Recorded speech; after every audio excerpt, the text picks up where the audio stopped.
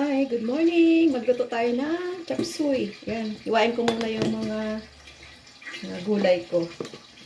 Hinihiwa ko lang tapos yung aking mga sahog. Hiwain ko na rin para mabilis. Bilis na tayo dito.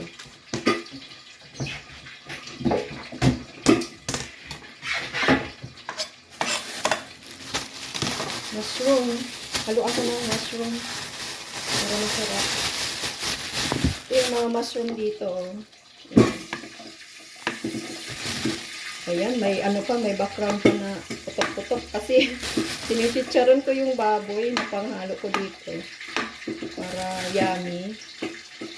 Tapos ito namang mushroom.